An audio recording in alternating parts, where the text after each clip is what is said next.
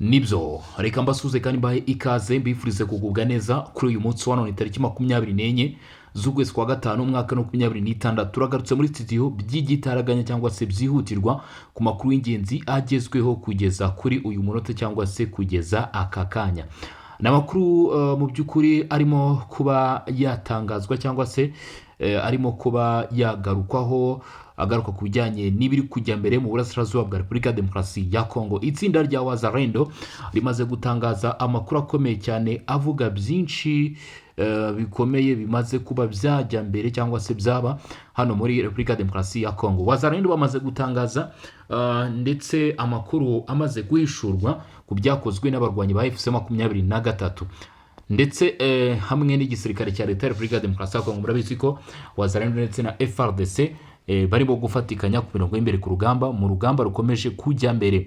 Baravuga ko abarwanyi ba FC23 mu by'ukuri bakuwe mu bice bigiye bitandukanye byo muri teritwari ya Masisi byegereye Rubaya, ariko ikigambire cyangwa se icyo nje kubabwira kugeza kuri munota ntabwo ari icyo ngicyo, kubera ko yaba warikare birukanwa ahangaha za Kibunanwa, za Rushishe muri ndetse na za Rungoma nyuma yuko hakomeje no kugenda humvikana imirwano ikomeye cyane. Ariko kandi kuri inshuro nje kugaruka ku gikorwa gikomeye cyane cy'ubugizi bwa nabi mu by'ukuri n'ubugome ndengakamere cyangwa se bukabije byakozwe n'abarwanyi ba FC23 ndetse byanatunguranye cyane, aho abenshi batumva impamvu yaba yatumye abarwanyi ba FC23 bakora icyo gikorwa. Baravuga ko mu bice bigiye bitandukanye birimo Kibabi ndetse Cyugi ndetse n'ahandi mu by'ukuri mu bice bamaze iminsi abarwanyi ba FC23 bava cyangwa se birukanwa basanzwe bafite ibirindiro bakoze amahana akomeye cyane ko ariko abarwanyi ba FC23 mu by'ukuri bavuzwe igikorwa kidasanzwe. Bafashe ibiribwa mu by'ukuri ibiribwa bari bafite hariya birimo amasukari, birimo imiceri ndetse n'ibindi bigiye bitandukanye. Bamaze kubifata no kuvana za kawunga ndetse n'ibishyimbo, bamaze kubifata ngo biravugwa ko ibyo babihumanyije. Iyo tuvuze kubihumanya mu by'ukuri bashyizemo uburozi bwica cyangwa se uburozi bubi bushobora kwica cyangwa se guhitana umuntu mu gihe abiriye. Biravugwa yuko mu by'ukuri abaturage mu by'ukuri abarwanyi ba FC23 ntacyo bari basanzwe bapfa muri ibi bice, ku buryo ki FC23 yajya kugenda cyangwa se guhunga igakora bino bikorwa. Ndetse binavuga ko ibyo FC23 yaba yahumanyije ni bimwe mu byabananiye kubitwara, kubera ko ngo bari bafite amastoke manini cyane cyangwa se menshi, hanyuma bagiye kugenda basigamo mu by'ukuri uburozi. Aya makuru yashyizwe ahanze mu kanya gashize ndetse mu ndimi zose zikoreshwa hano muri Repubulika ya Demokarasi ya Kongo, by'umwihariko indimi zirimo Iringara, indimi zirimo Igiswahili, indimi zirimo Igifaransa, batangaza bati mu by'ukuri ibintu hano birimo birarushaho kugenda bikara ndetse birimo birarushaho kugenda biba bibi, bihanangiriza buri muturage uwo ari we wese muri utu duce kutaza mu by'ukuri gukoresha ibiribwa byasizwe n'abarwanyi ba FC23 mu myanya igiye itandukanye bagiye birukanwamo. Ni gasopo ikomeye cyane kuri buri muturage, ndetse babwira bati mwitonde kuko bishaka kuza kuba mu by'ukuri byabagira nabi mu gihe mwaramuka mubikoresheje. Ibi rero abaturage benshi bakavuze bati iki ni igikorwa cy'ubugwari, iki ni igikorwa cy'ubugizi bwa nabi, iki ni igikorwa cy'ubwicanyi, ni igikorwa kitakabaye mu by'ukuri kibaho. Ni ibintu bitakabaye bikorwa n'umutwe nka M23 wagiye wumvikana kenshi uvuga ko uri hano mu rwego rwo kurengera abaturage, uri hano mu rwego rwo gutabara abaturage ndetse no gutuma mu by'ukuri habaho ko abaturage baba ubuzima bw'abasivile ngo burengerwa. Ariko bakaba barimo kuvugwaho ibikorwa nk'ibi ngibi by'ubugizi bwa nabi ndengakamere, kuko ibi ngibi bishobora guhitana abana, bishobora guhitana abagore batwite, bishobora guhitana abageze mu zabukuru, buri muntu wari wese, kuko ibiribwa nta muntu biribwa utashobora kubirya cyangwa se bidashobora kuba byageraho. Icyakoze amakuru avuga ko ibi byamenyekanye hakiri kare, abaturage batarafata ibyo byasizwe n'abarwanyi ba FC23 cyangwa se Wazalendo, kubera ko itangazo ntabwo ryari rigenewe abaturage gusa, abe Wazalendo, abe FDNB, abe FARDC, abantu bose barano mu mirwano, ndetse n'abaturage bari muri ibi bice byari bikomeje kugenda biramo imirwano biri no kuvugwamo icyo gikorwa basabwe kwitonda. Basabwe kwitonda, babwira ati mwitonde hato bitaza kuba bibakoraho, hato bitaza kuba bibakora. Impamvu aya makuru mise nyatangiraho nukubera ko ni inkuru yihutirwa cyane mu by'ukuri kuri buri umwe uwo ari we wese uri mu bice bya Rubaya ndetse n'ahandi mu bice byakomeje kugenda byirukanwamo abarwanyi ba FC23. Ikindi ugomba kuba wamenya si Rubaya gusa, kuko no mu mujyi wa Bukavu muri Kivu y'Amajyepfo abarwanyi ba FC23 hari imyanya basize ndetse hari n'ibyo basize inyuma. Ibyo nabyo abaturage bagomba kubyitwarika ndetse no kubyitondera mu gihe bitarapimwa, cyangwa se mu by'ukuri hakanzurwa ko byangizwa kubera ko biravugwa ko byahumanyijwe, ngo ibi ngibi byahumanyijwe. Rero nk'uko makuru ari kubitangaza kuwa gatandatu tariki 23 Gicurasi, mu by'ukuri nibwo amakuru yatangiye kugenda ahwihwiswa. Ubwo ntabwo ari kerega, ni ku munsi w'ejo mu masaha nimugoroba nibwo amakuru yatangiye kugenda amenyekana, nyuma yuko hari imyanya myinshi cyane abarwanyi ba FC23 baramaze gusorwa. Amakuru baravuga ko uduce tugera ku 9 hano muri bice bya Rubaya izi nyeshyamba z'umutwe wa 23 zimaze kuba zahakurwa. Ni muri urwo rwego kuri wa gatandatu ari nabwo itangazo ryashyizwe hanze riba kimenya bose, hatangaje ubutumwa bwihutirwa bugenewe abarwanyi ba Wazalendo bari ku mirongo y'imbere y'urugamba muri teritwari ya Masisi.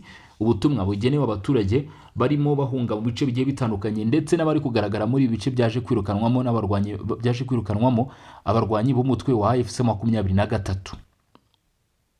Bababwira bati mugerageze mu by'ukuri nimuze gukora ikosa iryo ari ryo ryose kugira ngo mufate kuri ibyo biribwa. Masisi, Kinigi ndetse n'ahandi mu burasirazuba bwa Repubulika ya Demokarasi ya Kongo baburira abantu kwitondera ibiribwa bivugwa ko byasizwe n'inyeshyamba za FC23 mu bice by'imirwano.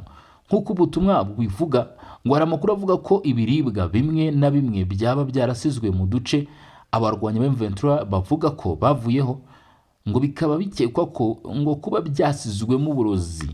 Ubutumwa burasaba abarwanyi ba Wazalendo n'abaturage batagira ibyo biribwa bagomba kubyitondera, haba ibitetse ndetse n'ibidatetse cyangwa se bishobora kwifashishwa mu buryo mu by'ukuri bw'ibitetse cyangwa se bidatetse.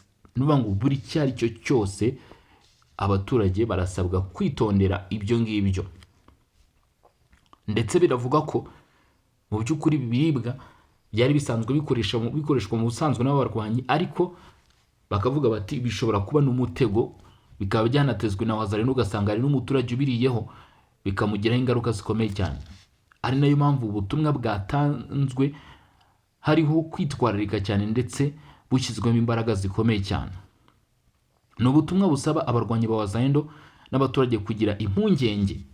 Ni mu gihe iri tangazo rivuga ko amasasu, imbunda n'ibindi bikoresho bya gisirikare biri gufatwa ndetse n'ibiri gusigwa n'aba barwanyi, byo nta kibazo bigomba gukoreshwa. Ibyo byo birumvikana, nta kibazo kirimo, ariko rikihanangiriza abantu kutigera bakoresha ibiribwa cyangwa ibinyobwa byasizwe aho imirwano yabereye.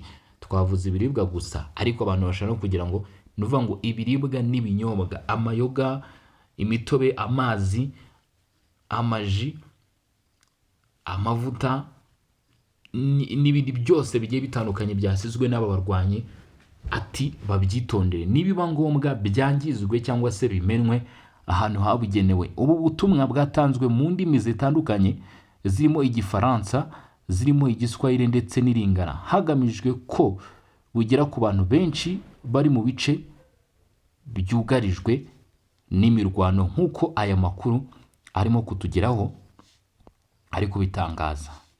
Mu butumwa bwanditswe mu Giswahili, abaturage n'abarwanyi basabwe kwirinda gukora ku biribwa byose byasizwe n'abarwanyi ba M23 birimo umuceri, ibishyimbo n'ibindi biribwa bitandukanye nk'uko bikekwaho kuba byarasizwe mo uburozi.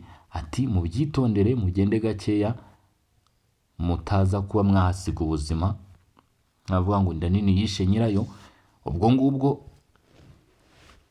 muraburiwe abaturage Wazalendo ndetse na FARDC batari babyumvishije, ndetse izi mpuruza cyangwa se iri tangazo ryagenewe abantu bose kandi ritangwa mu ndimi zose, ntawe uza kwitwaza ngo ntiyabyumvishije.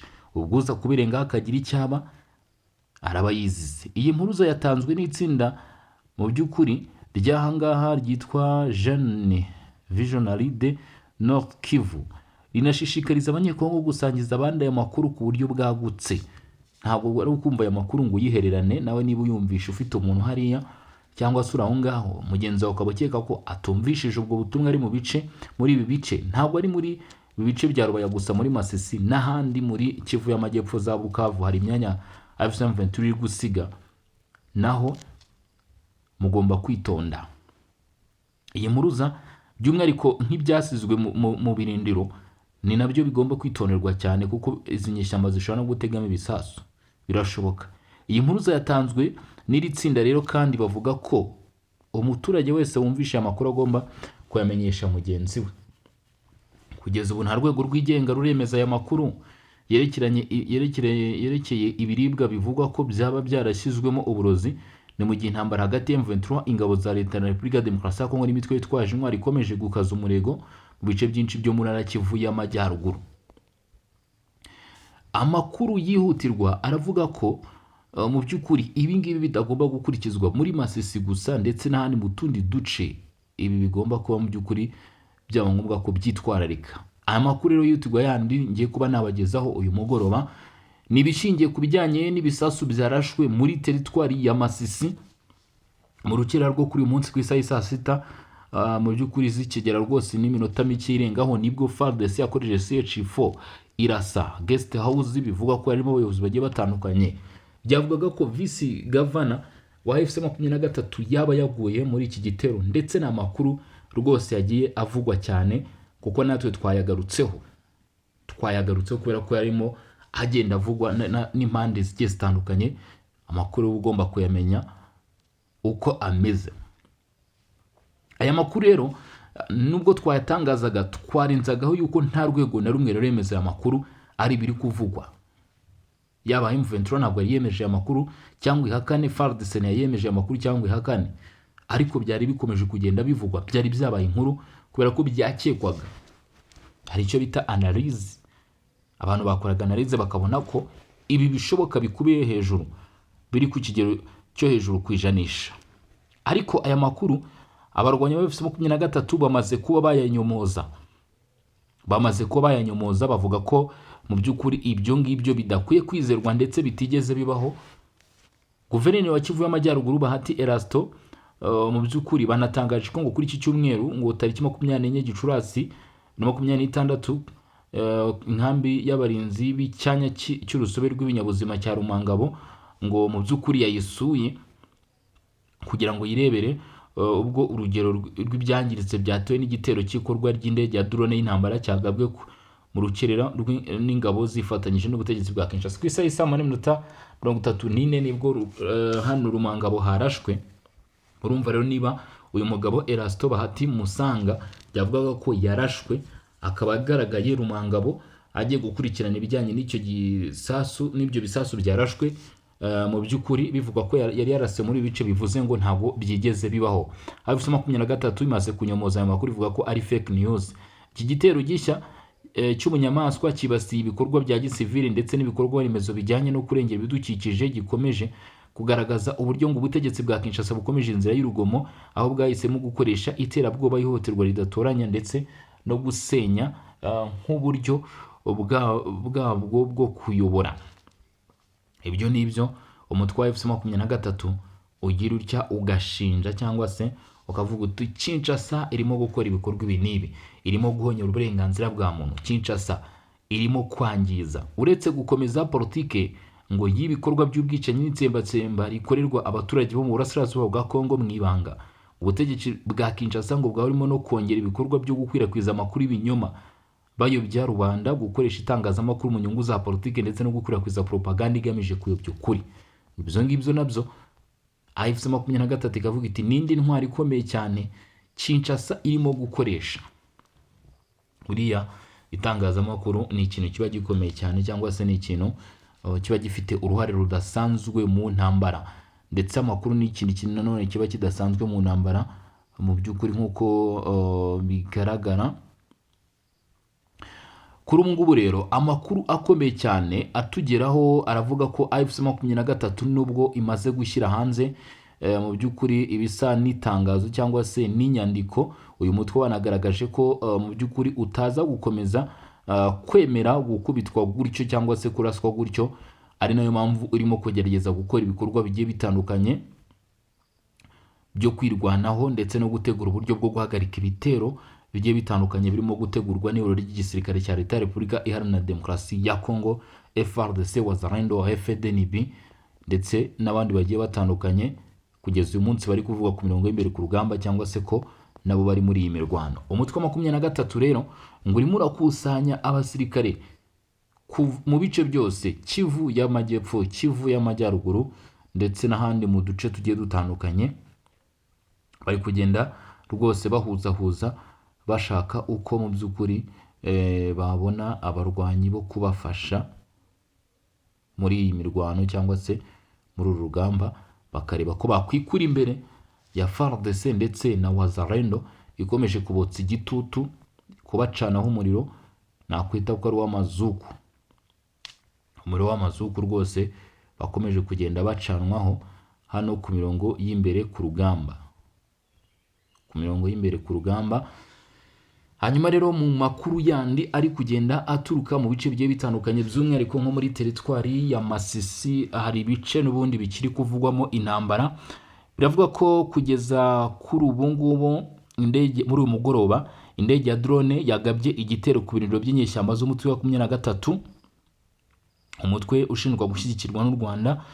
Ni ibirindiro rero bihereye mu musozi wa Bisunzu ureba agace ka Kinigi mu mudugudu wa Rutingiti, Grupuma ya Mufunyi Kibabi muri teritwari ya Masisi.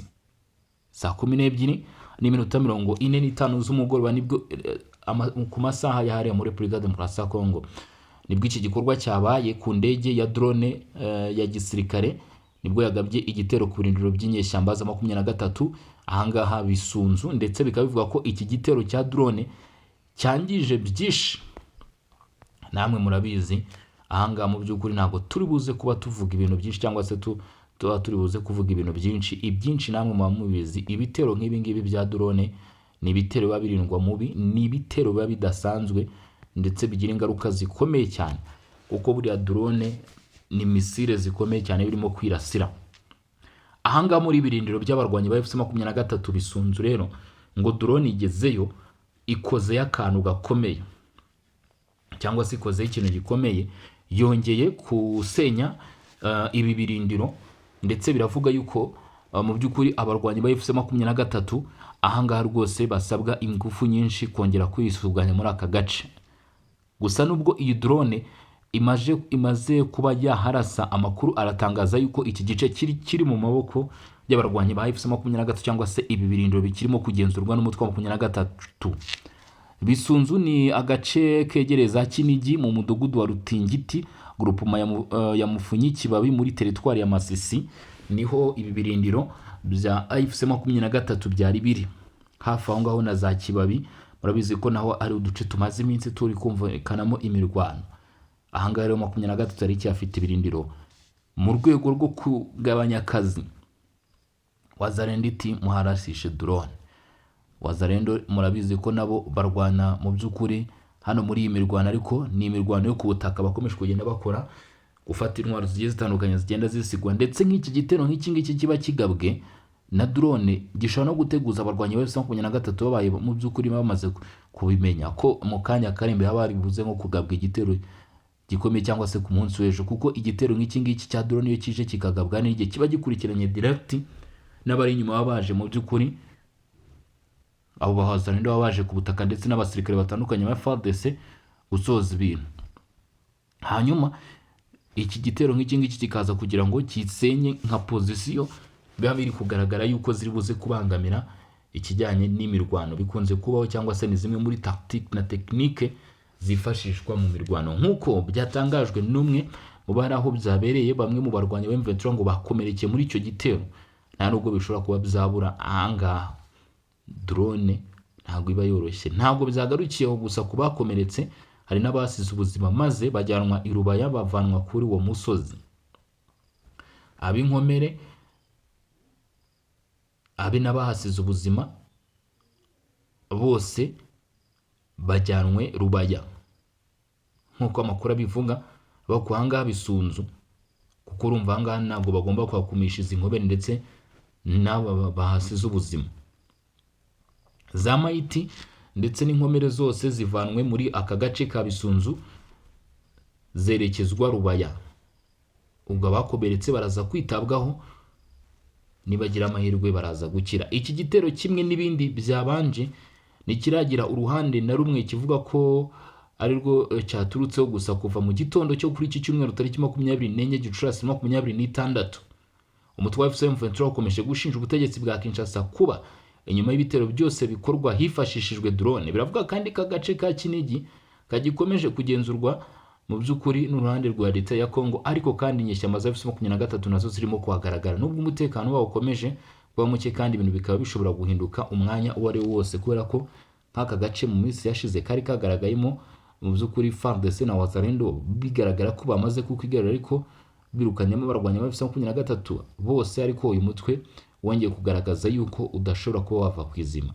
Hari ikindi kintu abantu batigeze basobanukirwa cyangwa se batigeze bamenya ku bijyanye n'ibitero by'ahangaha Rumangabo.